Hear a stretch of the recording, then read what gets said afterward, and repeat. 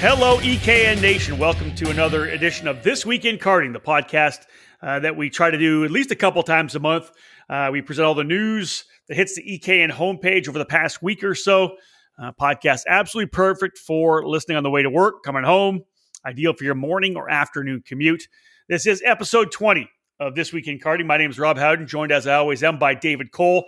March the 17th, 2020. Very interesting times. Of course, lots to talk about in terms of the coronavirus, the COVID-19, and what it's essentially doing to the world's sporting world and the world all on its own.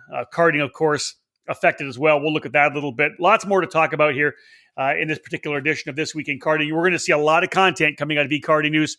Both David Cole and I pretty much locked and loaded into our offices here, the home offices.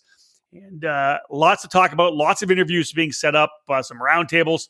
We're going to have a lot of content for you. I know those of you who are in self-isolation yourself at home with the family, you're going to want to get out in the garage and listen to some karting. So we'll make sure we get a lot of content for you. This edition of This Week in Karting is going to be presented by Briggs & Stratton Racing. Briggs & Stratton is powering Operation Grassroots around the world. No other engine manufacturer is getting new and returning drivers to the kart track like the Briggs 206. The out-of-the-box performance of the Briggs 206 provides the most fun, excitement, and reliability of any karting engine on the global market. Learn more about the 206 engine and the history behind Briggs & Stratton's century-long commitment to motorsports at www.briggsracing.com. Briggs & Stratton Racing, what powers you? All right, folks, last episode 19, March the 5th, just about 2 weeks ago. A little less than 2 weeks ago, actually. David Cole, welcome back to the show. This is unlike anything we've done in the 15 years of ekartingnews.com. It's unique to anything we've done here on the EKN radio network, as well as we have kind of, let's talk about the big elephant in the room and talk about the coronavirus, COVID-19, the pandemic that's essentially starting to work its way into the U.S. and Canada, not nearly as bad as it was in China and Italy and in other parts of the world, but they have mass sports and motorsports event cancellations late last week. I was at the IndyCar and Road to Indy race at St. Petersburg. You were down at the SCUSA Winter Nationals, the opener of the Pro Tour, and neither of us got past practice day. Hold on, let me sanitize the microphone real quick here. I've already sprayed mine down. I'm good to go. But that's the one thing. We have to continue to joke and have fun because, again, this isn't shutting life down. This is just kind of a hiatus. It's a little bit of a vacation. It's somewhat unpaid vacation for some people. It's a struggle, but it's unprecedented as we keep seeing and looking at the news and what's going around. It's there's so many different avenues and viewpoints that you can look at this, but unfortunately, you kind of just have to go with what is happening, and I guess it's on the side of caution is what everything is being canceled for, because again, this is something that spread through contact, through being close to one another, and thus the reason why we're seeing now the amount of gatherings being limited from 250 to what we saw on Friday to now what is essentially almost 10 across the country. So it's Dave, you can't play a game of pickup basketball if you want to referee. Well, you can play 3-on-3. 3-on-3, that's right. So we still have 3-on-3 basketball. You could play maybe a little 5-on-5 soccer, some hockey, but even there, it's still that's 12 people in hockey, Dave. That's 12 Well, you people. could put 5-on-5 hockey. Come on, you put a couple goalies in there, and it's a reduced sized sport or game. This is a karting podcast, folks. We're not going to get into the politics of this because you could easily do that. I personally really wish that we had media that we could rely on with what's going on, because obviously on social media, you never know what the sources are. So much information coming out. It's feeding hysteria, but it's also not giving us, I just really wish we had more real information. But regardless, David, the bottom line for us in this industry, not in this sport, in this community, was that a bunch of stuff got canceled last week, right? Formula One canceled in Australia. IndyCar canceled with me in St. Petersburg. NASCAR canceled their Homestead race. Some are canceling. Some are trying to postpone. As you mentioned already, David, the government called for group attendance and gathering limits. tumbling, right? It was 250, then it was 150, and 100, then 50, then 25, and now here we are at a national recommendation of just, gatherings less than 10 people. Restaurants are closing. They're doing delivery and takeout. Essential services trying to stay open, of course, grocery stores and stuff like that. It's all about self-isolation if you're coming back from travels. And if you're here, do what you can to do social distancing, stay at home in your house. And if you're out, make sure you stay away from people. It's a tough thing, isn't it? After, I wrote a column, you wrote a column. Things have changed a lot since I started writing that column. I'm sure things have changed a lot since you start writing yours. It's crazy. Yeah, and they continue to change because it's changed from the time I posted to the time till now that we've recorded. Yeah, because really the 10 thing wasn't really anything until after I posted that. Yeah. So yeah, it's that travel. I think that's the biggest key to helping stop this is people traveling. I don't think so much of, you see there's still one state here in the United States, West Virginia, who has 0 cases. But then how do we know? Again, like as you said, data, that's one of the things that we're kind of lacking, which in this day and age is very hard to grasp that we're lacking data. We don't have the data points because it's hard for a lot of these people or organizations and hospitals and medical personnel to influx all the data together. But again, a lot of people just look at it. You have that other, we don't know if there are any in West Virginia. Just because the testing procedures are so sparse right now, and if you haven't been tested, it's only who's been tested, right? I don't know who's been tested, so that's again the key. Let's get back to our sport. As you said, David, talk a little bit about the SCUSA Pro Tour Internationals being canceled. You were there, obviously. There was talk when I was at the Road to Indy race that we were probably going to be able to keep going. It really kind of surprised us because we got a couple of practice sessions in. It sounded like we were going to be okay. The way they had approached it was your session was going to be on the racetrack, and then you had to get out. You get out of the way. If the Road to Indy, the radio guys actually had to leave after our Indy Lights session because all they were on for was Indy Lights, and so the Road to Indy guys left. I stayed for the remainder of the day for my the rest of the Road to Indy races and qualifying and the like. But they had a really good approach. It ended up not working that way. How'd things go at the SCUSA race? It seemed to be same old when we everybody arrived there Friday. Obviously, the paddock was full. We had over 210 entries. I didn't get the final count, obviously, because we were waiting. Excuse me, until the actual carts hit the track and we knew how many entries we had, and how many cancellations, this and that. So everything was normal. People were still shaking hands. People were still, giving hugs, for people who knew each other. Some people didn't. There were still people who were, elbows only or just, a nice wave as you were next to them. So it was that kind of mixed scenario going through Thursday and Friday in the paddock. It was obviously the number one talk. It was, as I wrote in my column, it was a joyful atmosphere because everybody was happy to be there racing, despite every event around the world, especially in racing, were canceling, and all the sports events were canceling. So it was kind of that joyful, at least it's not our world. You know what I mean? Yeah. Trust me, I felt that same way. I was happy knowing that even though after we got canceled, you guys are going to be able to go. No spectators at all. I'm like, yeah, they're going to be fine. They're going to get that race in the books at least. That'll be great.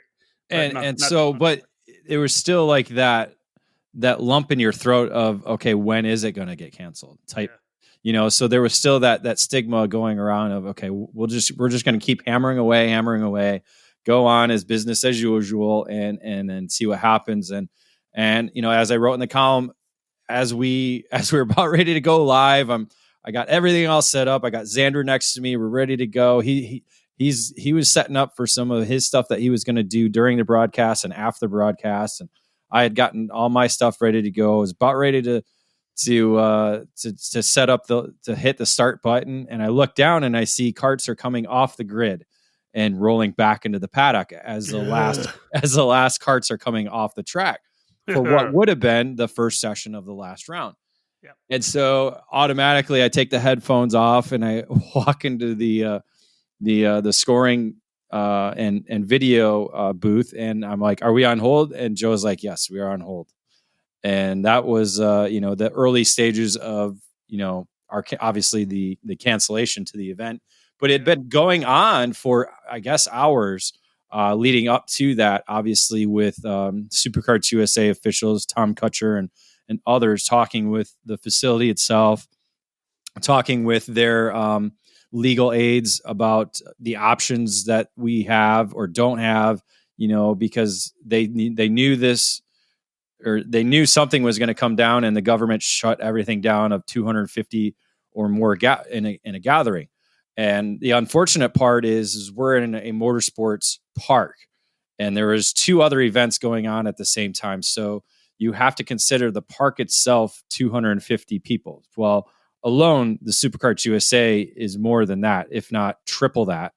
Yeah, and then you got to say 1,000 people probably total. Well, you figure three people per entry at minimum. Yeah, so you're talking 600. 50 guys there for the staff, probably. Yeah, so you're talking anywhere between 600 to 800 people were there just for the Supercarts USA part. Not to mention the stuff going on the big track and then drifting stuff over on the skid pad. So yeah, it was. There was nothing really that Supercarts USA could do to continue the event after the governor of Louisiana issued the closure of these events. Yeah. And as of now, we have not heard any update on how Supercarts USA plans to handle the Winter Nationals, rescheduling whatever they may do. I'm sure that based on the fact that we're only, a couple of days away from the event, that Tom Kutcher and the crew probably just getting back to Temecula at this point here, sitting down, and then we'll probably start looking at the schedule. There obviously are options. I haven't had a chance to talk to Tom yet at all, but I would expect that, if they can still get the Spring Nationals in, which is May 1st to 3rd at Utah Motorsports Campus up in near Tooele. And again, that's going to be tough too, right? Because we're here in this 2-month window that puts us in the middle of May. So that race could be in jeopardy as well. At that point, what do? Do they maybe try to put some kind of a fall nationals in or something like that later in October, and then have the Super Nats? Again, you could do Summer Nats, Fall Nats, Super Nats, and that could be a 3-race program once again for the Pro Tour. Just a lot of uncertainty right now, David. SCUSA then, of course, having to cancel their Pro Kart Challenge race up in Monterey, California. That got canceled. David, the USPKS, I know you were talking to Mark Coates, USPKS race, which was scheduled for the end of this month, just a couple of weeks from now in Ocala. That race was postponed as well. So Mark Coates and the USPKS crew have to figure out how they're going to be able to slot in one of the races as well. Yeah, that was an interesting one leading up to the weekend, because obviously, USPKS was not going to shut it down. They were, again, neither was SCUSA, neither were a lot of these events. It's all based around the facilities themselves and the local ordinances that are being placed down on what happens in their particular jurisdiction. So it was, I believe, Friday midday that we received notice that the USPKS was going to be postponing their event at Ocala for the end of March. Obviously, George at Ocala Grand Prix was monitoring their situation there. They had closed the club race before that, the weekend before. So it was likely to come, and it did come. So luckily, US Pro Kart Series only has 3 events to kind of go through the season. So right now they're only at 1 event they have to reschedule. They have until June, so they have a little bit of a longer off time, little cushion to be able to kind of plan, because again, everything, I hate to say the word, but it's been used a lot, fluid. It's the word. So again, everything could be different in a week from now, to where we know that events in April could possibly be run. Because the great thing about karting, because again, it's not like these car events where there's thousands of people that are going to be attending, or the hundreds of staff members or workers and et cetera. If we have 3 weeks notice, we can run an event. People will jump on board and be with it. And especially because of this off period, I think people are going to be jumping at the bit to go racing. So, So again, who knows what's going to happen with all these cancellations and postponements. As we sit right now, there's nothing we can do until we get to the 1st of April. and kind of reassess the situation to know where, the government stands on certain gathering restrictions and local ordinances on what they can do and what they can't do. True enough. Some of the other events that we know that have been canceled already, the NKC Speed Fest, or the NCK rather, the Northern California Karters Speed Fest in Las Vegas has been at least canceled or postponed at this point. We use the word postponed. The KPX opener as well, the 4Cycle and KA, the IME program in Northern California, has had to cancel or postpone whatever it is, their opener as well. And David, just coming down the pipe, I think just before we started the podcast here on Facebook, we saw that the Cal Speed Karting actually shutting down for, I think it looks like a couple of weeks now, right? I think March 31st, they said. So they're going to go with a 2-week window right now to shut down things at Cal Speed. Yeah, again, that's April 1st is really the kind of, it's April Fool's Day, but it's going to be a turning point in kind of where we kind of addressed the future of just daily routines and daily life and again, motorsports and karting in general. One thing I do want to say, Dave, before we go to a quick break here, is that the difference for karting, and I kind of want to get this out there because I really want to have some positivity in the sport. I want people to remember that one of the differences between us and motorsports, people get themselves pretty jacked up about motorsports right now, where people are worried about the Indianapolis 500 because it's over 2 months away. A race like St. Petersburg, you can't, like you mentioned this briefly, you can't get that race back. The Green Savory guys can't get the streets again sometime later this year. The people in Long Beach, Jim McKelson in Long Beach is doing whatever he can to potentially get to Long Beach later in the season, but that's a race that's been around for a long time with the potential to be able to get those streets back. We'll see. Same goes for the 500. Can you move the 500? It's just, I don't know. There's so much logistics to it. Karting has flexibility. And you mentioned it, David. We could literally, if they all of a sudden open things up to 1,000 people, we could put a race on that day.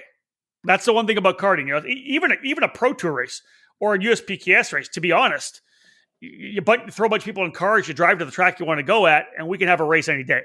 And that's a huge difference than all the major motorsports like F1, NASCAR, IMSA, MotoGP, IndyCar, whatever it may be, right? We can make a move if something opened up that we could drop a race in a week's time. And I think that's key to understanding that if there is a change, I said earlier about the fact that I'd love to have, more factual media that I could trust. You're reading things in certain places that in China, they've kind of moved past this already to the point where there's not really many new cases in China. They've kind of got, and I read it somewhere, and I can't remember the name where I watched it, whatever the website was. It seemed like, on top of my head, it was credible. Is it? I don't know. But indeed, if that's the case, that we can get past something and move it in like a 2-3 month window, if that happens over here and we've done a better job curtailing it, then maybe we can get back to racing a lot earlier. And David, as you mentioned, it could literally be, hey guys, guess what? We're racing at GoPro this weekend and we're there. Yeah. And a lot of, at least for us, there's not a lot of travel from outside the US, because I think when you look at like IMSA or IndyCar or a lot of these major motorsports events like Formula One, there's people from all different countries that are pouring into one area where, yeah, as you said, we're more flexible. Our sport is more flexible. But I don't think for the international events, it's a little bit harder, because as we saw in Europe with the WSK program, like their events were getting canceled right away because we saw that Italy was going to be shutting down everything and have been in basically in quarantine for almost a few weeks now. So yes, it's all speculative again, because we don't know what's going to happen. I mean, we never thought we were going to be at this point. I mean, going into NOLA, people were talking about it, but there was no thought of the event getting canceled. I personally didn't think so. I thought, it's never going to get to that point, because again, I hate to say it, but when you look at a lot of the stuff that's being put out there and all the quote unquote numbers, I'm like, it's not to a point to where I think it's a pandemic, because there's just aren't enough cases here in the United States. Well, it's not because of the number. They're trying to limit the number of cases. So I never thought it was going to get canceled, and it did. So we're on uncharted waters. And again, we have to go day by day. And that's, fortunately for us, we're hunkered down in our offices all day, every day. So it's nothing new, that's not new to us. So we're just, we're going to keep digging and go about our business. And hopefully, again, in a week, it could be a completely different story. Well, Dave, we're literally 4 days from it being canceled, right? We were there on Friday, doing our thing on Friday. And like I said, where I was on Thursday, yeah, we're going to have this race, or Wednesday, we're going to have this race. We did the Kart for Kids charity race. This is going to be awesome. We're going to have a great weekend here. We're going to get this in for sure. If this is the IndyCar race, then there's no fans. And then, we may not do this. Oh, no, everything's shut down. Oh, there's no PA, Rob. There's just nothing. And then it cancels. And that's literally, I wrote the column on the way back. I post the column saying, hey, my column saying, people need to keep racing. I just saw Michael McDowell on Facebook talking about the fact that he's at home with his family, but he's probably going to be able to GoPro a couple of times. GoPro puts out a post that you got to bring your own helmet to GoPro Motorplex if you want to drive the rental carts. And then CalSpeed shuts down, a little different in California, of course, than North Carolina, but everything's changing so rapidly right now that it could shift back very quickly as well. We'll see. All right, let's go to a break. All right. I just want to say, out of all the races, it's really the NCAA tournament that's really making me cry about all of I knew that was going to be the case. Yeah, I knew that was going to be the case. Bracket, come on. It's so much fun to do that every year. If there's anything that I have done my entire life, it's filling out a bracket. I was probably not even 1 year old, and I was filling out I was 1 month old and probably filling out a bracket. It's you probably lost that one too. Well, 79. I probably didn't have Bird and Magic going to the final game. So Indiana State versus Michigan State for those. Let's take a break. We'll come back. We got to talk a little bit. Plenty of time, Rob. We're not going anywhere.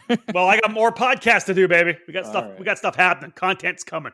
All right, guys, we're going to take a quick break. I'm going to have one more little note on this program, the whole coronavirus deal. We'll talk a little about Challenge of the Americas, and we'll talk about the California Rock Championship. We're going to update their schedules when we get back.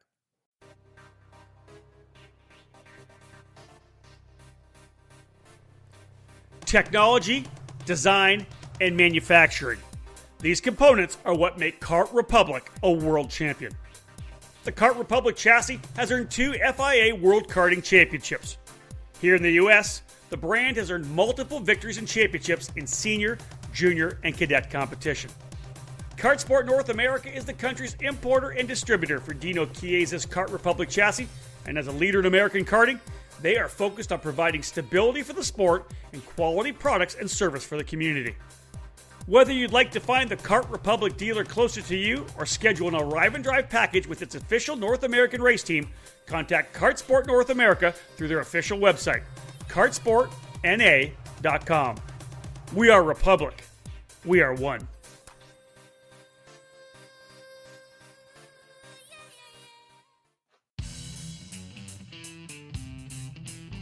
Acceleration Kart Racing is your first and only stop on the internet for karts, parts, and safety gear to get you on the track.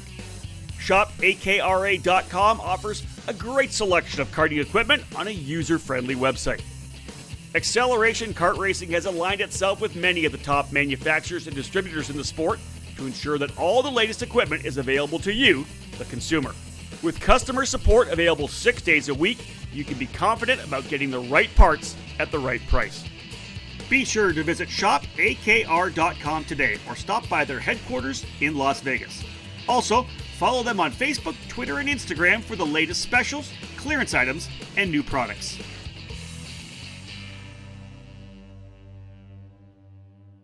Welcome back to the EKN Radio Network, episode number 20 of This Week in Karting, March the 17th, 2020, a time in the middle of something that is unprecedented in American sport, North American sport, and world sport with the pandemic that is starting to work its way around the world. We'll cross our fingers that we're going to be able to hold things down to a lower level than Italy here in North America.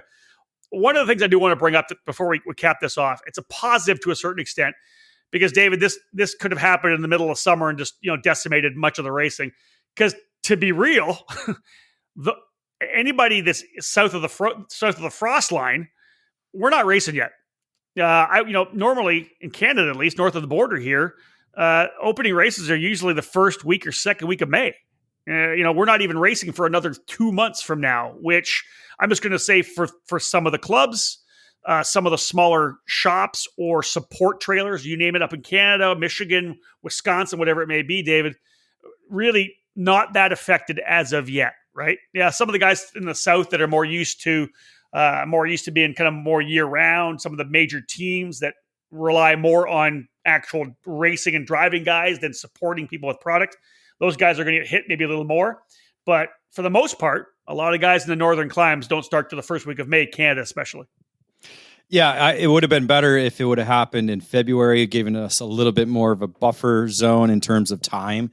Because as you said, some tracks were going to be opening up this weekend here in like Indiana and Illinois and certain parts where the snow is finally melted. Here in Michigan, it's actually the snow's gone, it's been a mild winter, so we haven't had a lot of snow, melting over in the month of March. We've had no snow in the month of March, so it's been kind of great. So it's kind of anticipated, or not anticipated, but pumped us up to get to the racetrack. And unfortunately, we still kind of have to wait until the tracks are actually open. And again, so tracks are going to be opening. It's just a matter of when. And I can't wait to get to a racetrack. If a track was open near me right now, I would be out of racetrack right now because provides great exercise. It just gets that adrenaline rushing again. It's what we do. I need as much track time as I possibly can. Being 41 now, I'm getting older. That's the reflexes aren't exactly what they used to be. So, yeah. These are sounding like excuses already, David. No, I'm just saying I need to get out there. I mean, it's been set September or no, October. That's right. I almost beat in October. So it's what we do. Again, this is what we do. We race. We're karters. And again, lifers who are in the karting sport, people that are passionate for it and love it, want to do it. They got to do it. So the minute things are going to open up, people are going to be back out there for sure. Speaking of a race, I was going to you can kind of relate it a little bit to golfing in a sense. Obviously our sport's a little bit more expensive to a certain point. Clubs are getting up there, but golf is more expensive. golf courses are still actually opening up. As long as they have that social distancing, it seems to be a possibility. Again, you're out on the golf course, you're away from mostly everybody. You're not all huddled into a building, say an office or even just anything. So it's I wouldn't be surprised to see golf courses open up and have no clubhouse kind of thing. Right. Get out of your car, put your stuff off, get going. You know what I mean? Like keep people apart because then it's four guys playing or girls playing golf. So that's a possibility. Yeah. Let's jump into this, David. Challenge of the Americas, obviously one of the races that was canceled. Their finale at Sonoma. We talked about USPKS already getting canceled, but Andy Seisman making the right call. The end of March, same as Mark Coates did with USPKS. Can't have the race in Sonoma. Obviously, the governor laying down the limits in terms of people who can attend events. What's going to happen right now is Andy has made the move to reschedule the finale for the Challenge of the Americas to the May 15th, 16th, 17th weekend. He'll blend it with the California Rock Championship event. There'll be more news coming out before then, but I think that was a pretty good move for Andy and a quick one. You know what I mean? Can't do it here. We're going to do it here. The California Rock Championship is it going to be probably be a double points event. Whatever you get there is the points for COTA, potentially the points for the California Rock Challenge as well, Championship as well. But good move for Andy to at least get something moved quickly and decisively. Yeah, and the reason for the blending is because the California Rock Championship program was supposed to open up that weekend at Buttonwillow. Yep. So essentially it's going to be the same weekend. Now, again, he said more details will follow, but it provides that opportunity of, okay, rather than having two events we need to run, we'll just kind of put these two races at one location at one weekend. So again, maybe it'll be a one race weekend. We don't know. Maybe it'll still be a 2-race weekend. Things can change because again, we're in kind of unprecedented scenario here with the world and our sport itself. So again, we have time to think. and we have time to kind of analyze as we get closer. Again, with the May date, we have at least 3 weeks before we really have to kind of hunker down, and he has to drill out the details of how the event is going to unfold.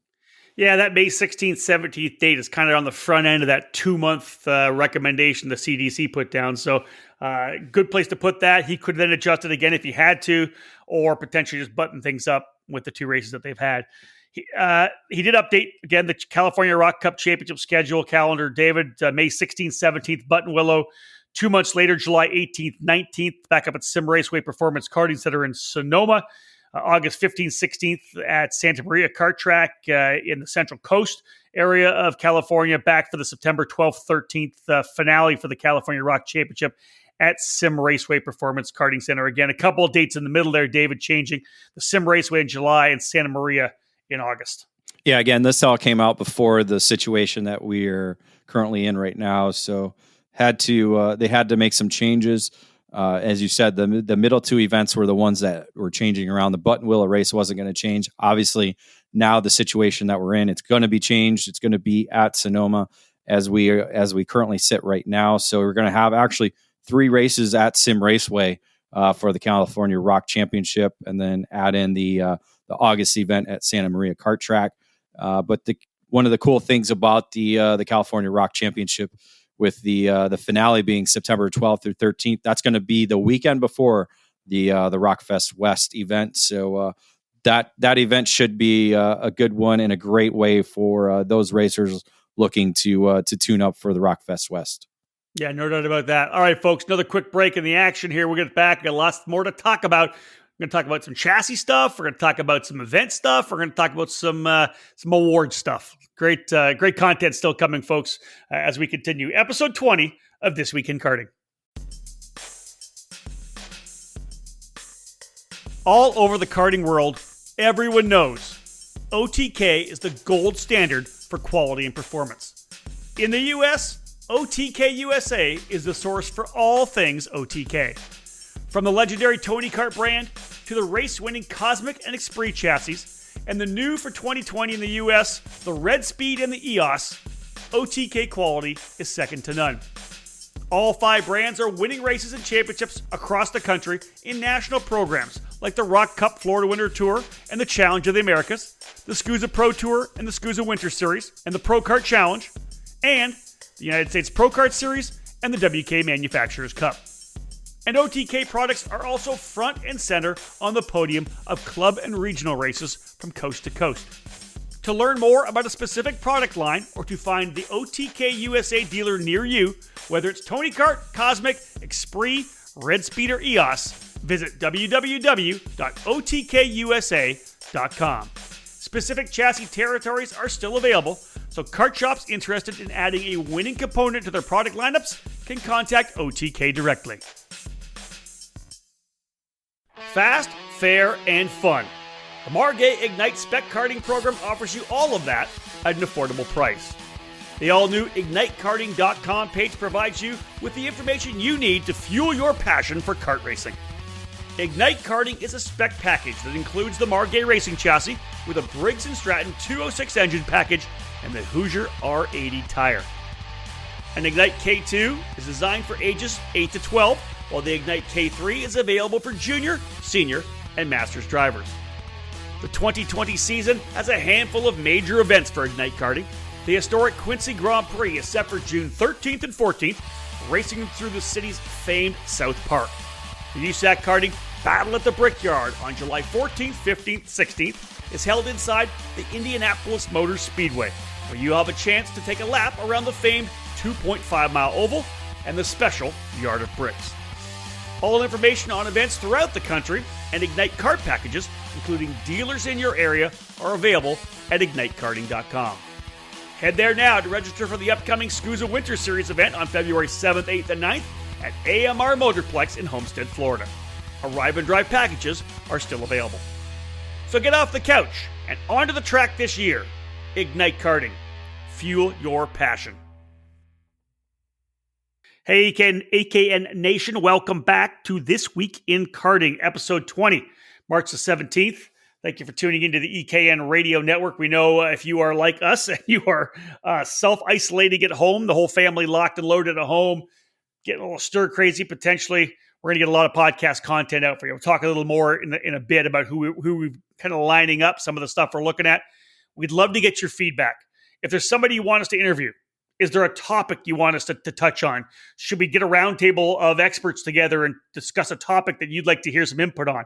Let us know. I'd love to hear that. David and I would love to hear it. Send us a DM or an email. You can send us an email at newsdesk@ekartingnews.com or DM us at any one of our Facebook, Twitter, or Instagram handles. Our accounts will be quickly getting back to you. But again, great that you've downloaded the EKN Radio Network app. Thank you. You can always listen online as well at ekartingnews.com/radio, or once it goes into podcast form, as it always does, ekartingnews.com/podcast is where you can get the link. David, some cool news coming out of the Florida Winter Tour finale, the Rock Cup USA finale at St. Petersburg. They ran their final race. They're at the Tropicana Field, I believe, the official title in St. Pete. Yeah, Tropicana Field. Yep. There you go. The week before the Grand Prix of St. Petersburg, they were actually able to get their race in. But cool news. You, as the last winner of the award, the Dan Weldon Ambassador Award, you were able to get honored with that award at the Super Nationals last year. For 2020, they named Gary Carlton as the winner of the Dan Weldon Ambassador Award. I think a really good and deserving honor for Gary Carlton. Yeah, again, another driver, another person that very stout in promoting the sport. Again, Gary, obviously with his tagline, live your passion, he does that. He lives his passion in karting, is so behind getting people involved in the sport and now starting his own brand, starting his own race team, starting his own driver development program. It's just something that has been his whole life, and he's truly living his passion, something that Dan Weldon obviously promoted throughout his lifetime, no doubt, here on this earth. So it was great to see Gary being named to the winners list. And I think the more important part was having Susie Weldon along with Sebastian and Oliver there to present the trophy and the Lionheart book to Gary, along with RTD's Mike Marini, who began this award. Yeah, a really cool group of people. I know that you were very honored and moved by that last year, and I'm sure that Gary Carlton won as well. He's one of the guys that is definitely on our hit list for a podcast coming up. We had actually talked about doing a sit-down podcast, a book it podcast at the finale for the Challenge of the Americas. Of course, that's not going to be able to happen. I won't be able to make it to the May race as well, so Gary and I will probably get this thing set up to do an online interview very soon. But congratulations. I know, David, I'm sure you would say the same thing, but congratulations to Gary on a well-deserved honor, winning the 2020 Dan Weldon Ambassador Award. All right. Nice to hear events getting scheduled for later in the year, because I think we have more faith, David, that these races are actually going to happen. The IKF, the International Kart Federation, announcing the location for their 2020 Grand Nationals, Sprint Grand Nationals, going to take place at Prairie City Kart Track on the October 9, 10, 11 weekend. Prairie City, from everybody I've talked to, has said the Durbans have done an amazing job with that place. They've injected so much passion into it.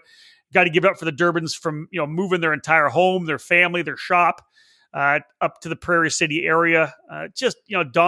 Don Sr. and Donald Jr., they just have such a passion for the sport. And I know talking to Donald when they first moved over there, he was so excited to be able to be closer to his family, have the family out of the track, and really just to be involved at that grassroots level of the sport where he could bring more people into it and work with people that are just getting into the sport. And I think the passion and the dedication that they've put into Prairie City since kind of taking it over really has set up nicely for what could be a really, really fun IKF Sprint Grand Nationals. Yeah, and again, that's what IKF should be focused on, is grassroots level, and thankfully they've been doing that over the last three years with the Grand Nationals itself, with the on the sprint side of things. Again, 206, the Briggs 206 package, and the KA 100 being the focus of the class rosters there. But again, the Prairie City Kart Track, it is one of the grassroots facilities in Northern California. And so last year you go up to Pat's Acres, one of those grassroots facilities for the Northwest, bring it back to Northern California, to Prairie City. and keeping that grassroots theme moving.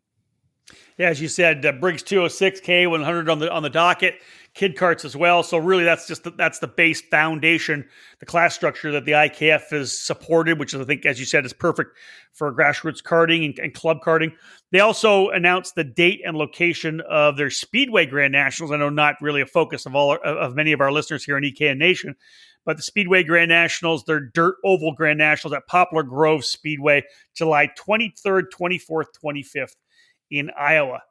Now, David, I was at the IndyCar race, and I was getting told, "Hey, listen, you guys got to step it up for me. I need you guys because because there's going to be a debut." And I knew about the kart coming in, but there was going to be a debut of a new chassis, a new brand at the SuperKarts USA Winter Nationals. I'll let you kind of roll with that a little bit because I was at the track with the guys whose name is on it, but there was a bunch of people driving that kart, a trio of drivers, I believe, driving that kart or set to drive that kart at NOLA Motorsports. Yeah, unfortunately, a short-lived debut for what is now the Willpower Kart. Obviously, you mentioned he was with you in St. Pete.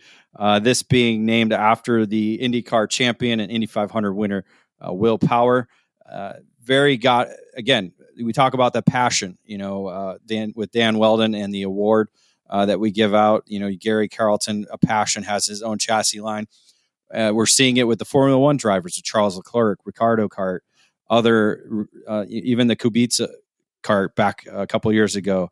So a lot of racers still have that passion and that desire to be around the sport of karting, and we saw a lot of that passion in Willpower at the Super Nationals this past November, racing in the X30 Master Division under the Kart Sport North America tent. He's been there before, but I think you mentioned it a lot in the broadcast over that weekend. Is there was a little bit of a gleam in his eye, just of being there, and again, what better way to stay in the sport than through karting? And we see that with Michael McDowell and others who are in a facility and they come back and they race, but Willpower is going all in.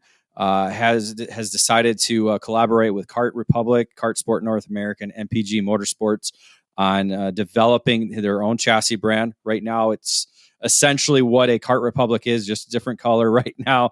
That is the quote from Eric Jones. Obviously, they were trying to get something done, but it just got too busy to the point where they couldn't do exactly what they wanted to do for the debut. So again, they have a lot of development that is going to be in the works over the next few months. But again, basically the focus is its own brand through the Kart Republic operation out of Italy under the Kart Sport North America tent, but is going to be obviously a big focal point here in the United States with Willpower here.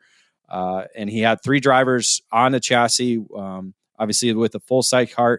He had Cody Gillis, a former Rotax World Finals winner, racing in X30 Senior. He's moved over from Australia and is now living here in Morrisville, North Carolina. So he's all in with the Willpower kart and Kart Sport North America. They also had Brent Cruz in the X30 Junior division, sporting the new chassis, along with Max Garcia racing one in the Mini Swift division. So they had those 3 drivers. I'm sure they're going to have more once we get back to racing. But obviously, they actually now have a lot of time to kind of look at what they want to do with the chassis and kind of move forward as we sit in the hiatus right now. Yeah, the key is this.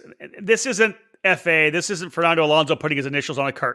This isn't Claude Leclerc putting his name on a kart. This is a program where Willpower and who was the guy who was wrenching for him at the Super Nationals, Billy Vincent, who's been an engineer and a strategist for Penske, worked last year for Schmidt-Peterson Motorsports and will be with Arrow McLaren SP this year. He's a player on pit lane in IndyCar, but he's also a big karter as well. Yeah, he is MPG Motorsports. He is he is MPG, which stands for? You have it, I don't. my parents' garage. Oh, that's right. Yes, I forgot. Right. But anyways, in talking with Billy, they were racing together at the Super Nets, and they were falling in love with it. And the conversation with their, like, we got to go back and do this again. And then it's more of, hey, what are we going to do when we retire? This is different because this is Willpower saying, when I retire, this is what I want to do. He wants to be at the racetrack. He's going to be at a lot of these races. This isn't just a guy's name put on a cart. And yeah, it's on a Kart Republic right now. Of course, Will spends a lot of time at Newcastle, so pretty easy for them to connect with the guys at Kart Sport North America and Kart Republic. I would not be surprised to see designs coming from Will. He wants to change things. He and Billy Vincent. Billy and his guys have designed their own karts. Have done a couple of karts with MPG Motorsports. Also, already hearing that Will is pushing hard on a bunch of guys, Dave. He wants these IndyCar guys he wants an IndyCar team to come out to Supernats. He's already drilling in Oliver Askew to come out and run. I wouldn't be surprised to see Oliver back to the Supernats. I'm told they're working hard on Joseph Newgarden, on Scott Dixon. They're trying to get these IndyCar guys to come back out and play in karting and support the sport a little bit. But this is the cool factor about this whole thing here. It's a collaboration with Kart Republic and Kart Sport North America, of course.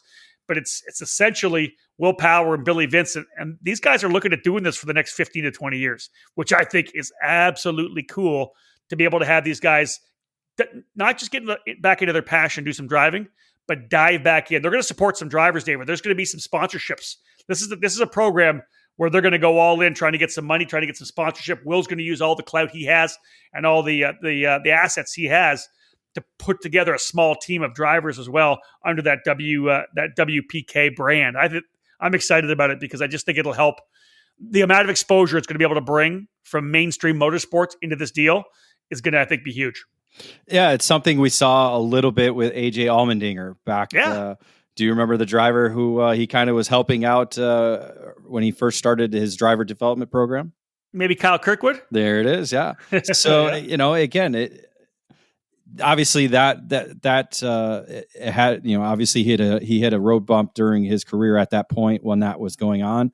But we do need a little bit of that to kind of, just as you said, a little bit of influx to get the general racing public involved or aware of what's going on in the sport of karting. Again, we're one of the best known secrets in the world because best kept secret in the world because, again, a lot of the general racing public doesn't understand what karting is. We're getting now some of these facilities, Texas Motor Speedway and Charlotte Motor Speedway, realizing, oh my gosh, why have we not been doing this in the past? It's a little bit of a revenue maker, but it exposes people to racing, whether it be IndyCar, NASCAR, dirt oval, whatever. It just gets people involved in racing, period. And once you get people involved in racing, they become race fans. And when race fans, they buy tickets. And again, it just that's it. It's It's just like what we talked about with oh my gosh, why is his name slipping my mind? Indianapolis Motor Speedway. Doug Bowles. Doug Bowles. Yes. Sorry. I couldn't think of his name. I got you. He when we talked to him there at the Battle of the Brickyard, he's all about making race fans. He doesn't care, what background they have. It's about developing race fans because in the long run, they're going to come watch a race at their facility. That's what it's all about. Yeah, it's true. All right, excited about that, of course. Will Power Kart making its debut at the SCUSA Winter Nationals. Look for them to be at a bunch of more races here in 2020. All right, David, let's cap off this edition of This Week in Karting. For those people who may not have delved their way back into some of the editorial that we've done, we talk a lot about news items that hit the homepage in This Week in Karting, but we've kicked out some original editorial as well. Some people have given us some more information. Talk a little bit about some of the EKN editorial we did not mention yet here on this podcast. I did kind of mention it a little bit, the Lone Star Kart Park. We got a little bit more details into that facility. It was scheduled to open March 21st. I'm assuming they're going to be delaying that, but probably. We got a little bit more details. It's obviously going to be a rental kart facility for a while, but they do have plans of possibly opening it up in the future. So again, we'll be keeping an eye on that facility at Texas Motor Speedway. We had a team diary come in for the Racing for Children's program that was part of the SimCraft 24 Hours of Orlando. They provided us with a great post-race report kind of detailing what occurred during their 24-hour attempt at the SimCraft 24. And just reading it makes me want to be part of that event in 2021. Right? Definitely, for sure. I know. And then obviously race coverage. We have the report from Pro Kart Challenge opener, the finale for the Florida Winter Tour at St. Pete, and just a little bit of coverage that we did have for the SCUSA Pro Tour Winter Nationals. Yeah, I mentioned earlier about the fact that we have the ECAN podcasts available. As you know, if you're a regular listener here on the ECAN Radio Network, all the content, the audio content that we put out, starts here on the ECAN Radio Network. David loads it up, and we run it throughout the week. Again, the ECAN Radio Network, the only 24/7, 365 karting radio station in the sport, cranking out lots of content, whether it's podcasts, interviews, all of our event coverage, the play-by-play that we do at the ECAN Trackside Live events. Then we turn everything into podcasts. So the stuff that's available now on ECAN, again, you can get it through iTunes, Google Play, Spotify, I believe, as well. Of course, the last edition of This Week in Karting, episode 19, download that. That was from March the 5th, 2 weeks ago. Still a lot of great information there. And David, we were able to get the EKN Outlap preview podcast for the 2020 SCUSA Winter Nationals. Didn't have to do the debrief, which is kind of disappointing, but nonetheless, the preview, if you didn't hear the preview for the Winter Nats, it's now available for download on iTunes and Google Play. Yeah, it's we're gonna have a lot more podcasts though coming as we mentioned along. But This Week in Karting, the ECAN Outlap got a number of hits over the last couple of weeks. So it's rare that we're having a This Week in Karting so soon. Otherwise, we probably would have had more podcasts available. True. On the ECAN Radio Network, of course, this will be streaming, as you know. A lot of stuff coming up. We're home for 2 months, at least 2 months. Let's say 6 weeks to 2 months. I just quickly, before I started the broadcast here, Dave, I just started scribbling down some things, people I want to talk to. I'm like, man, let's do that. Yeah, let's do that. Let's do that. There's a lot of people we want to talk to. And as I said before, if you're a listener, if you're part of ECAN Nation, do us a favor, send us a message. Tell us who you'd like to hear from. Tell us a topic you want us to touch base on. I've already sent some emails out. I'm going to hook up with Curtis Cooksey from Acceleration Kart Racing. And I know a lot of you people out there in the industry, in the community, you look at Curtis Cooksey and his wife, Brooke Parker, and you say, they run Acceleration Kart Racing. Great online shop. They got a place in Las Vegas. That's true. But David, as you know, we're talking about the guy that ran in the 1998 Formula C World Championships at Charlotte. He was a top driver. I think he was on the podium at the very first Super Nationals. He ran the Pro Moto Tour for a number of years. Rotax Grand Finals. Yeah, multi-time or just one-time Grand Nationals? I think multi-time. How many times has he gone with Team USA to the Grand Finals? Well, he's gone to the Grand Finals multiple times. Yes, that's what I thought. Yeah, multiple times, right? So my thing is I want Curtis to kind of start telling the story about how he got into the sport, because it's really interesting how he found his way into the sport and has become, one of our core industry members. It's been around for a long time, probably 25 years. Right? I mean, really, to be honest, one of the pioneers of online stores, because definitely.